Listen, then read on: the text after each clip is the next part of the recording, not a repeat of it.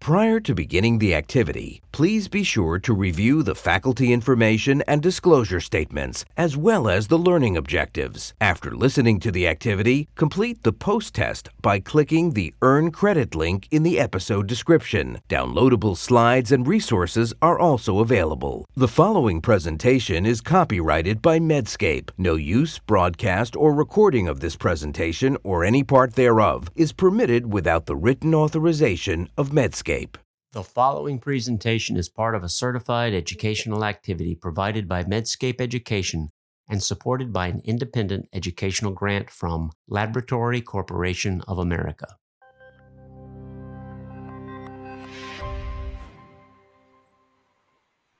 Hello, I'm Anita Nelson, Professor Emeritus of Obstetrics and Gynecology at the David Geffen School of Medicine at UCLA and Professor of Obstetrics and Gynecology at Western University of Health Sciences in Los Angeles, California.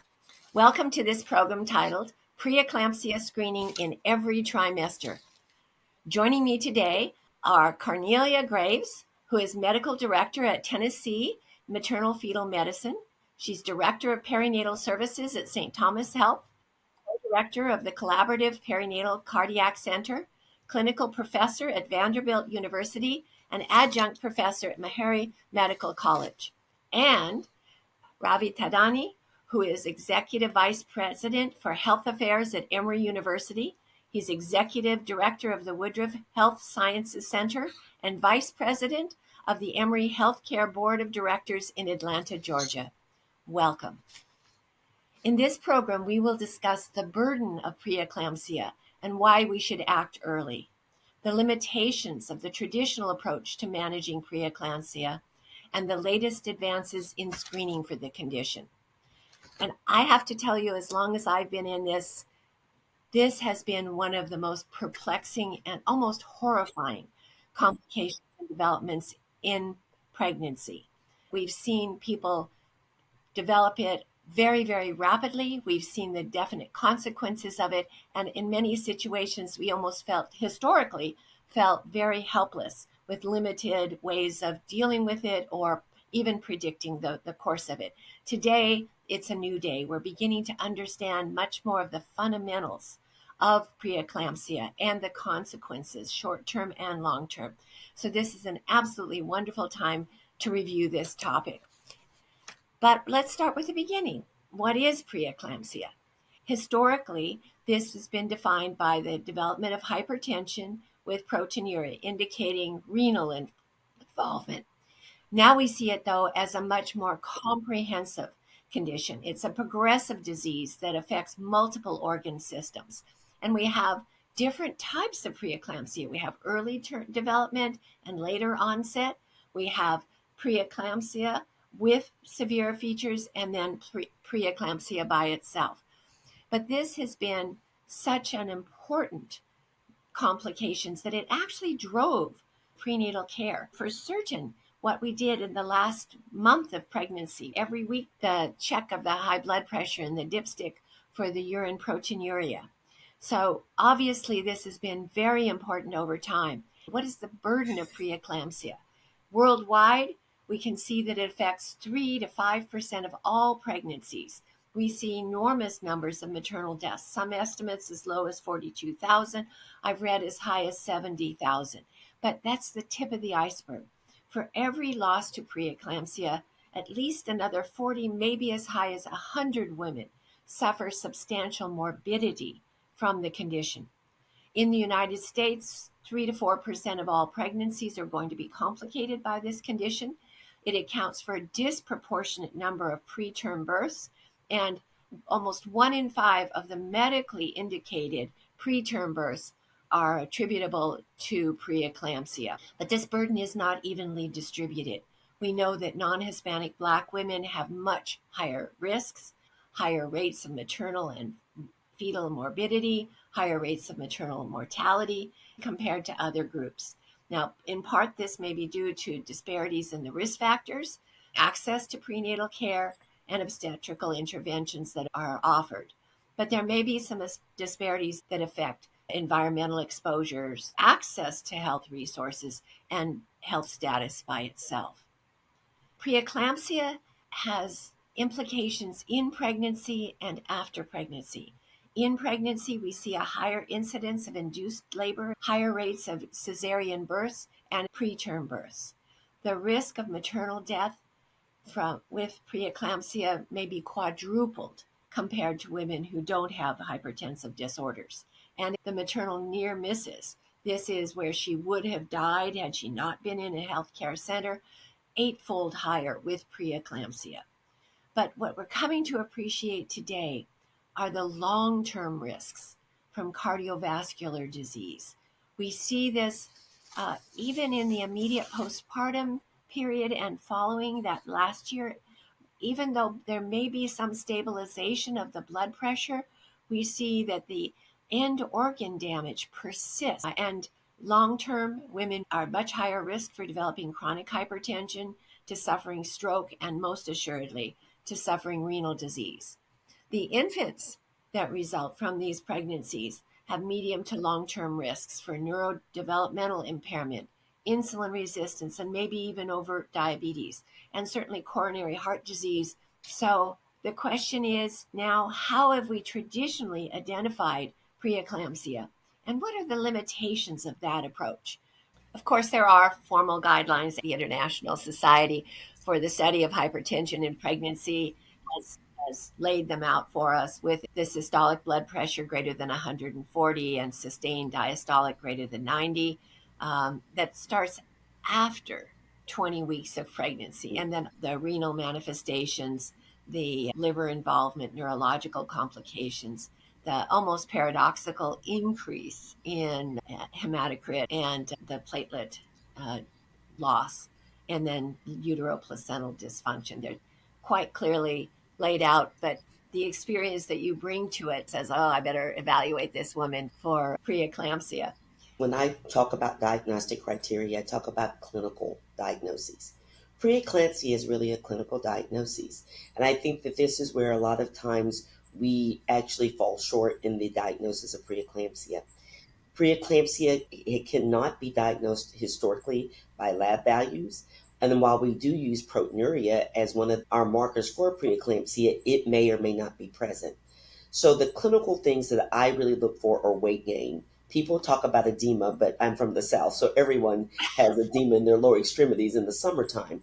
But really, a patient shouldn't gain 5 to 10 pounds in a week. Elevations in blood pressure, and then, of course, the proteinuria that people talk about. Those are the things that are clinical that help us to make that diagnosis, and that is the first line for identifying patients with preeclampsia. And going back to what Dr. Graves said, when we look at these criteria, blood pressure, proteinuria, liver function tests, creatinine, and so forth, the challenge is they're all continuous variables. Yeah. They're variables where committees have sat down and have defined thresholds and cut points. And as we all know, those, in fact, have also changed over the years. And so it depends on what threshold you use, as well as how frequently you measure them. Mm-hmm. And that's what makes the diagnosis a challenge. Obviously, access to prenatal care is critical, because the continuation of an increase in proteinuria, regardless of a threshold, the continuation of an increase in blood pressure, regardless of the threshold, and so forth, is much more meaningful than actually a cut point. And I think we are all struggling to identify the high-risk pregnancies as early as we can. And that may be helpful to us for early interventions. But we do see preeclampsia occurring late in women, don't we? Even those who have no identified medical risk factors? Well, I think we can see preeclampsia late, often after 32 weeks. And I actually point out to people that how we do prenatal care after 28 weeks is really designed to pick up preeclampsia and some of the physiologic changes that occur with that. But we also know that we can see preeclampsia pretty early. And it is those early preeclamptics before 34 weeks, and especially those before 28 weeks, that present the biggest clinical challenge, because we're then trying to balance the risk of delivering a premature baby versus the risk of disease. And I will say that in my practice, I am seeing more women with early preeclampsia. Therefore, it's really important to recognize some of these signs and symptoms. And one of the things, you mentioned the blood pressure of 140 over 90. Well, when you're 16, 140 over 90 may be an extremely high blood pressure. And so, again, as Dr. Tandati said, these variables are continuous. And so there has to be a certain amount of clinical acumen that comes in and not just being black and white about making the diagnosis. Oh, I think that's such an excellent point. And of course, we have to recognize this increasing numbers of women in our country who are in maternity care deserts and have no access and cannot recognize that they're heading for this problem. So there are so many layers to this issue altogether. But I think it is important for us to try to identify as early as possible, because we've seen that if we have high risk women that we think are destined to develop preeclampsia at a much higher rate than other women, that early on we can give aspirin prophylaxis. The aspirin prophylaxis does reduce the risk of developing preeclampsia later on. In the first study, using higher dose aspirin, 150 milligrams, starting somewhere between 11 and 14 weeks and continuing on to 36 weeks, reduced the incidence of preterm preeclampsia when compared to placebo. And I think what's even more important today, low dose aspirin has been shown to reduce preeclampsia risk substantially. And the number of women needed to treat is 61 for one woman to benefit. And that's certainly what we're seeing today is acceptable for prevention overall. But I think we've got different guidelines today, don't we? We have some people, the high risk patients, are you using the 81 milligrams per day, the low dose aspirin? Well, I actually use 81 milligrams for my low risk patients. My personal opinion is maybe we should be giving aspirin to everyone, but just because of the fact that so many women meet criteria. I think we identify high risk women in the United States. 150 is hard to find, so I use 162, which is really just 281 milligram aspirin. And I think those women, people who have had a history of early preeclampsia, people who have twins or a combination, often in my office, of chronic hypertension, gestational diabetes, and kidney disease. I think providers identify those pretty well. I think where we really get into trouble is the moderate risk patients. Those are the patients that often get left out. For example, if you happen to be African American and on your first pregnancy, or Yeah, you're African American and over 40, you are a candidate for aspirin. But often those patients are the patients that are missed. And so we have to come up with better guidelines or algorithms. One of my colleagues has come up with an algorithm in the EMR so this moderate risk group is not missed. that's so very important. Dr. Tadani, you're familiar with U.S. Preventive Health Services recommendations. Do you use the 81 milligrams that they recommend? Sure. So just to be clear, I am not a obstetrician or maternal fetal medicine doctor, but among the colleagues who I work with on a routine basis, they certainly, as Dr. Graves said, some are comfortable using 162, some are comfortable using only the 81, as was mentioned. Now, all of that said, I think we always get into the issues of compliance and making sure women are going to be taking these over time. And when you look at the number needed to treat, just as you mentioned, Dr. Nelson, 61, I believe, is the number that Yeah. you quoted. It's not in the unreasonable range, but it obviously means that we have to be treating everyone. There have been fantastic studies in aspirin, as we all know, and we saw reductions. The question is, have we seen a reduction at the population level in terms of a reduction of preeclampsia incidence? And I'm not sure just yet, and that would argue that either we're not using enough or not enough women are taking it, and it probably is a combination of both. Well, there was just another study out showing that the 81 works as well as Yeah. the higher dose in our minimalization sort of protocols. And Dr. Graves mentioned this. That was in twins, that there may be benefit to going to higher doses. So I think we're still learning this, as you say. But I think the big thing is that this is a tool that has been shown to be effective, and particularly in reducing the risk of early preeclampsia, which is the one that we're so very concerned for developing the severe manifestations that can be so very troubling. So I think that, as you all have pointed out, that as we have two duties to do here. One is to really make clinicians aware of the fact that if she's had a history of preeclampsia, or she's got chronic hypertension, or as you mentioned, the pre-existing diabetes, or any of those types of things, she's high risk and really ought to be put on to aspirin at 12 weeks. And then the moderate risk women, I think, are much greater numbers, but are really kind of invisible because you got to come up with two reasons. But just about everybody is going to have two reasons in terms of body index or nulliparity or low income or advanced maternal age or some other risk factors that she has. So letting people know about aspirin so that they will take it. And then, as you mentioned, try to get the recommendations tightened up, but still allow for individualization. But then you get to the real world, and at the end of the last decade, when people were looking at the data for over 370,000 births, that you look to see the women who had high risk factors really identified, it was less than 1 in 5 where had been given or used aspirin. So we need to make sure that the women are being informed about the potential benefit of this. And I guess some of the barriers why the patient really doesn't feel committed. I think that there's really a lack of knowledge about preeclampsia and the complications it can have. I think most patients who develop this as a problem are surprised by it. They have no idea what is this.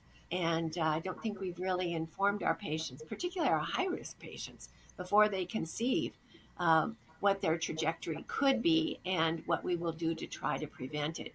Um, any other thoughts? What could we do to reduce these barriers and get the uptake of aspirin increased?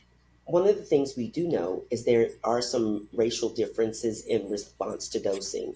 There were some initial studies using 50 milligrams, and in that particular study, Black women in particular, there was no difference in preeclampsia outcome. So I still think that there's a lot of work to be done around disparities. I will say, being a member of the Preeclampsia Foundation, we're really working to get that message out because, again, if patients go in and know that they're at risk, then they're going to remind their providers that they're at risk as well. But given the fact that aspirin really helps to maintain the placenta, I feel that we need to be much more aggressive in making sure that our patients who qualify for aspirin receive it at the time that they need to receive it and continue it throughout pregnancy. So I put in their medication list and just simply ask them every time they come, hey, you taking your aspirin? Or did you start your aspirin? And I think that's a good way to continue the conversation with the patient. I think patients are always concerned when we recommend a medication. And I'm sure if we went into social media, we'd find a whole community there that was advising them otherwise. But hopefully, they trust us in the messages that we're giving. We've talked about what we can do in terms of trying to prevent this condition, but I think it's rather important that the next step that we've had, I think that's so very exciting, is this evolution of biomarkers for two reasons. Number one, tied to the aspirin, there was actually a survey that showed that the majority of people said that they would be motivated to change their behavior if a predictive test showed that they were at higher risk for getting preeclampsia. So maybe this would be one way to motivate them to take their aspirin. And we do know that if a patient has had one preeclamptic episode, the next time she gets pregnant, it's likely that it could occur at even an earlier gestational age. So the question is today, how do we identify those women who are at risk for preeclampsia?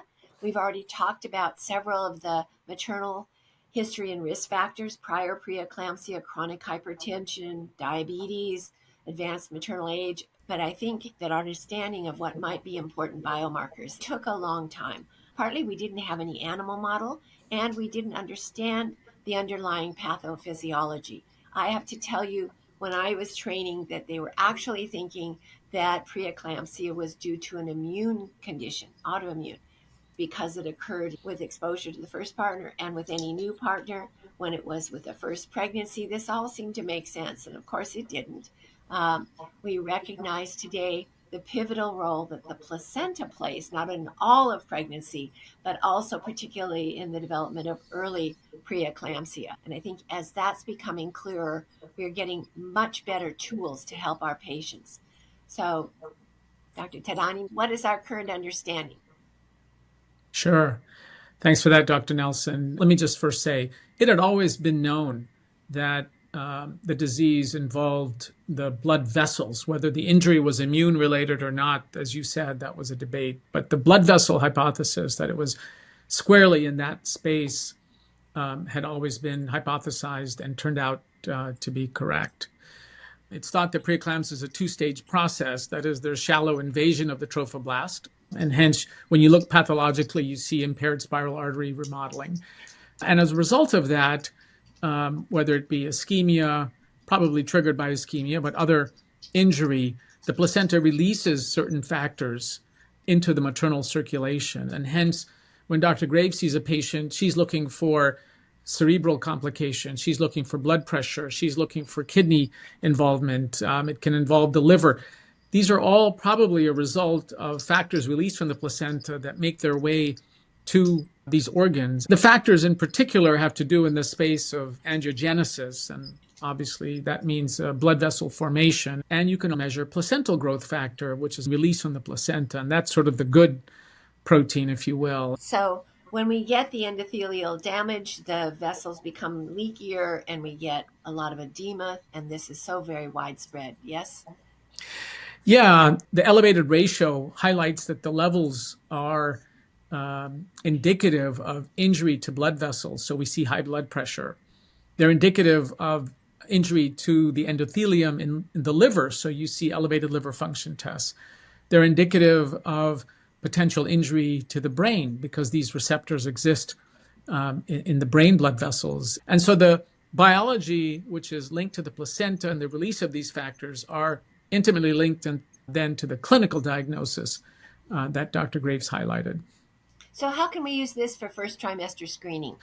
Many years ago, we looked at the utility of measuring in the first trimester, and we found that early on, placental growth factor has much more predictive value. Going back to the aspirin studies, the studies in the first trimester looked at a combination of factors, including mean arterial pressure, uterine pulsatility index, serum PAP-A, and placental growth factor.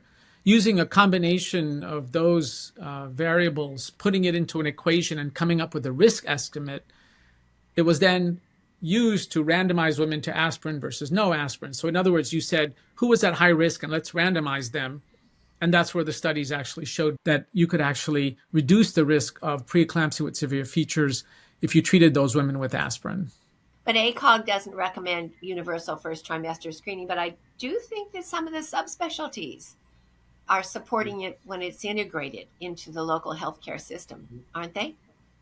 What's interesting, Dr. Nelson, is that around the world and in other countries, actually, first trimester is used probably more frequently than we see here in the United States. And so you're absolutely right, but I'd be interested in Dr. Graves' comments. That is true. ACOG does not recommend routine first trimester screening. However, that being said, I think part of it is some of the factors may be difficult for some patients to access.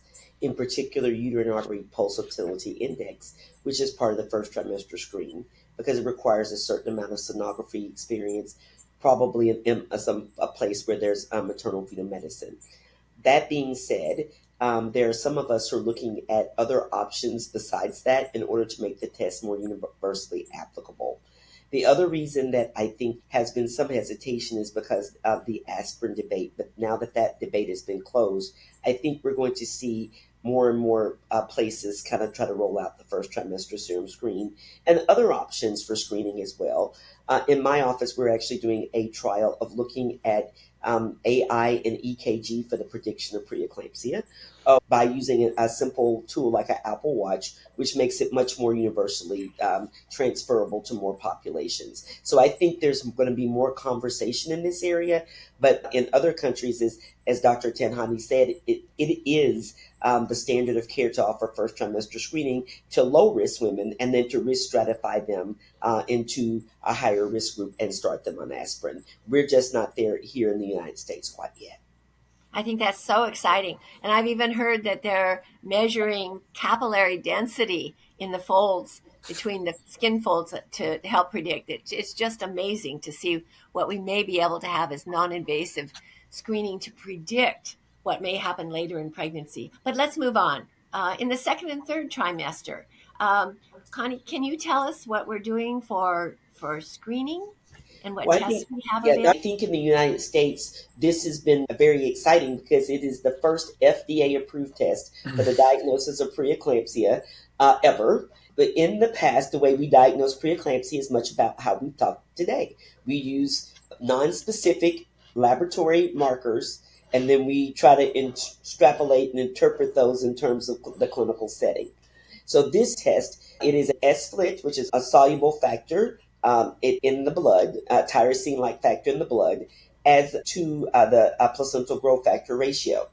And I think this is really important because these markers, while both produced by the placenta, can tell us different things.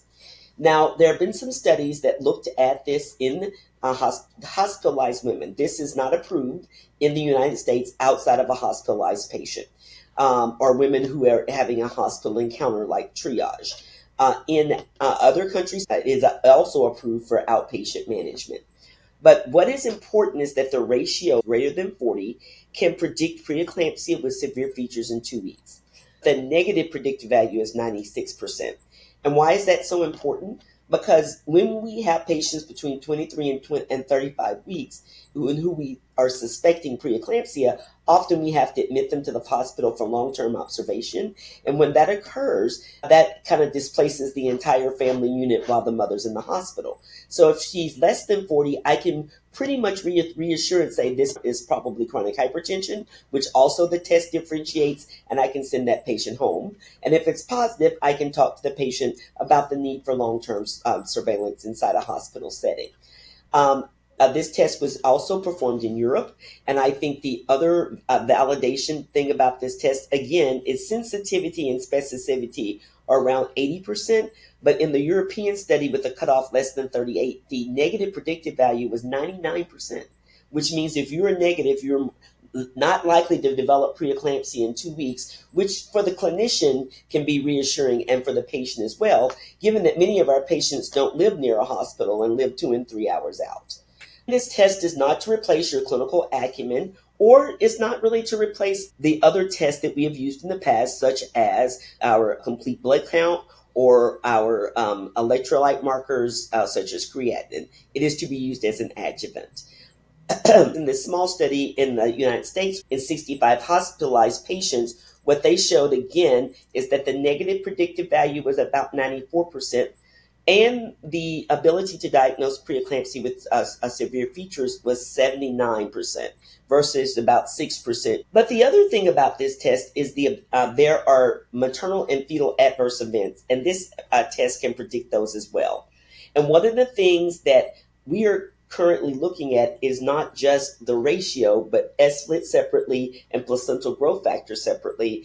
As we know, placental growth factor may be a part of predicting stillbirth and other things that may occur with the fetus. So right now, this test is a dependable supplement.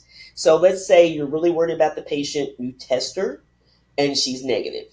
Then in 2 weeks, you can test the patient again, and just like any other lab test, you can follow her to progression. There have been some other studies that have looked at managing these patients as outpatient who test positive. I'm personally not there yet, but I will say for the low risk patient who tests negative, I'm very comfortable sending those patients back out and following them with antenatal testing and seeing them in the office. I want to go back because preeclampsia for years has been thought of. I remember they called it toxemia. And I think that really a lot of these biomarkers are kind of like the toxins that are wreaking havoc. And in my experience, in taking care of almost 200 patients using this test, there is going to be value in the test separately. So, for example, I had a patient with an SLIT of 7,000, which is also a cardiovascular marker. That patient had pulmonary edema. At a patient also in which her ratio was high because her placental growth factor was low, less than 7. That patient ended up with a stillbirth. So I think there's a lot more value to this test that over time, as we begin to use it, we're going to be able to kind of tease out those patients not just at risk for preeclampsia, but maybe even what those risk factors may be, so neurological, cardiac, those types of things. And there are other biomarkers on the way that affect other parts of the body. So this is a really exciting place to be, I think, in preeclampsia screening. And as I said at the beginning, the first time in over 100 years we've had any test that actually helps us to better predict this disease and the outcomes that come with it. So very well said.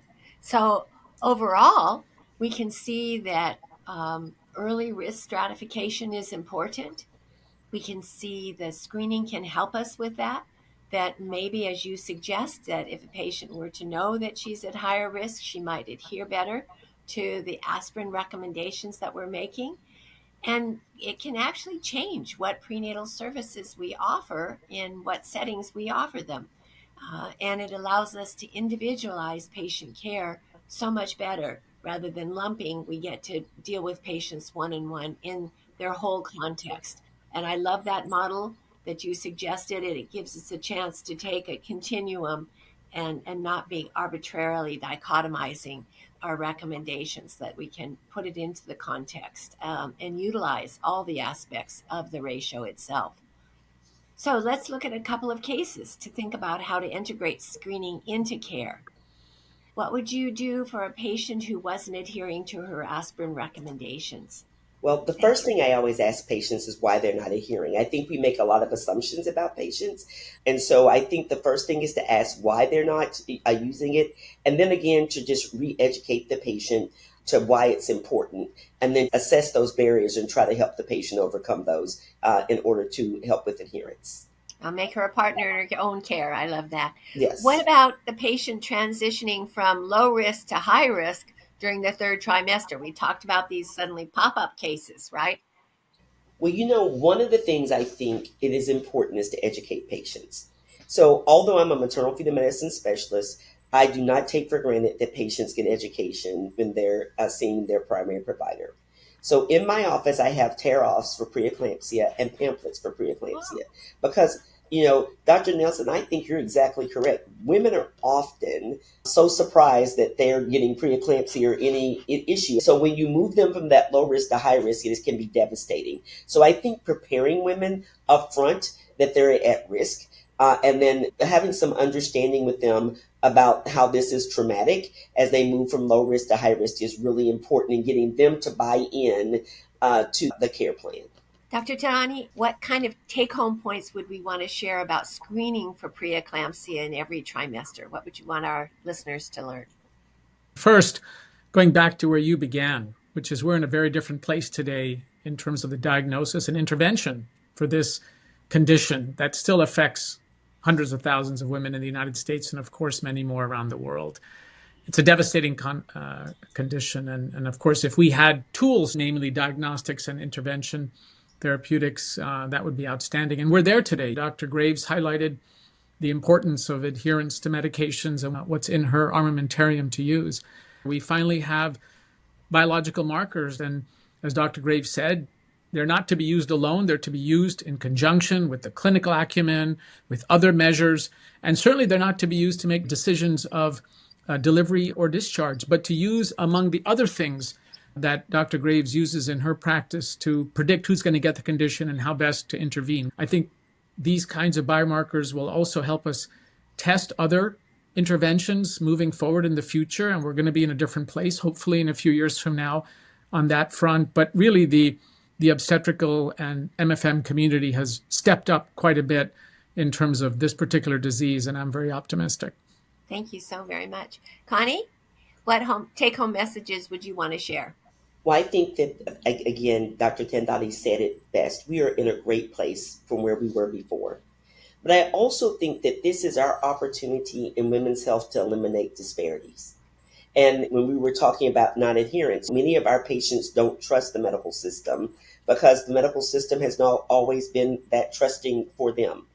This is an opportunity for us to have objective data that allows us to stratify patients not based on our often subjective feelings about them, but really allows us to develop a plan of care that is individualized for them, that actually is independent of race, ethnicity, and many of the other things that we've often factored into making this diagnosis. Thank you so very much. I think clearly the importance of screening is very important from a clinical standpoint based on patients, what they bring to the pregnancy, and then watching them long term throughout the pregnancy to look for those early markers. But having this extra objective test can help us at so many different points throughout the pregnancy. And the testing is quick, it's reliable, and it's cost effective. I think this does open a whole new chapter, and I'm hoping of a very long book of wonderful new developments in the world of preeclampsia.